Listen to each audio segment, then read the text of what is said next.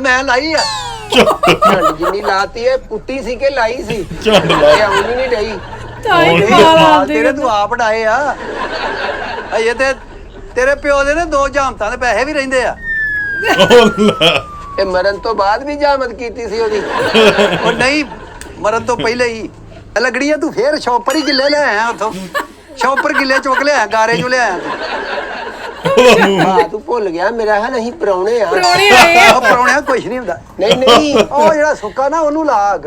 ਛੋਟਾ ਹੁੰਦਾ ਤੇਰਾ ਪਿਓ ਨਾ ਤੇਰੀ ਬਾਹ ਮੇਰੇ ਹੱਥ ਫੜਾ ਕੇ ਗਿਆ ਸੀ ਉਹਨੇ ਕਿਹਾ ਨੂੰ ਚਪੇੜਾ ਮਾਰ ਕੇ ਕੰਮ ਸਿਖਾਉਣਾ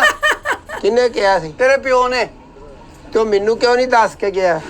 ਨਹੀਂ ਟਾਈਮ ਲੱਗਾ ਤੂੰ ਉਹਦੇ ਹੱਥੀ ਨਹੀਂ ਸੀ ਆਉਂਦਾ ਉਹ ਗੱਲ ਸੁਣ ਪੁੱਤ ਆ ਇਹ ਗੰਡੇ ਕੱਟੇ ਆ ਟਮਾਟਰ ਕੱਟਣੇ ਆ ਹਰੀਆਂ ਮਿਰਚਾਂ ਕੱਟਣੀਆਂ ਤੂੰ ਮਸਾਲੇ ਪੂਰੇ ਲਿਆਉਣੇ ਆ ਉੱਥੇ ਉਹ ਮੇਰਾ ਮਾਮਾ ਡਿਆ ਆਵਾਜ਼ ਮਾਰਨ ਮੈਂ ਇੱਧਰ ਆ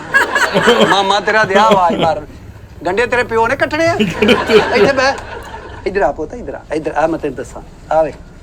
ਇਹ ਜਿਹੜਾ ਨਾ ਚਮਚਾ ਇਹ ਆਵੇ ਚਮਚਾ ਇੱਥੋਂ ਫੜ ਕੇ ਨਾ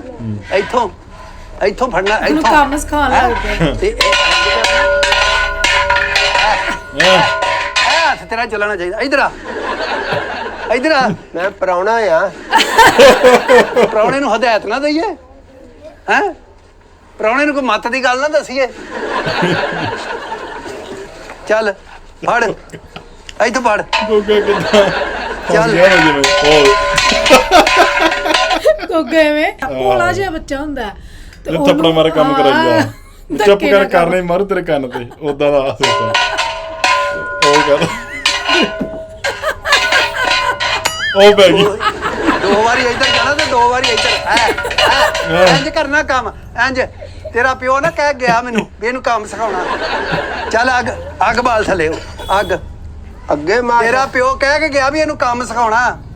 ਉਹ ਮਰਦਿਆਂ ਫੋਨ ਆਇਆ ਕਬਰ ਚ ਤੈਨੂੰ ਨਹੀਂ ਅੱਗ ਬਾਲ ਚੱਲ ਚਾਚਾ ਮੈਂ ਪਰੌਣਾ ਆ ਕੀ ਹੋ ਗਿਆ ਤੁਹਾਨੂੰ ਘਰ ਕਦੀ ਅੱਗ ਨਹੀਂ ਬਾਲੀ ਉਹ ਮੇਰਾ ਮਾਮਾ ਡਿਆ ਆਵਾਜ਼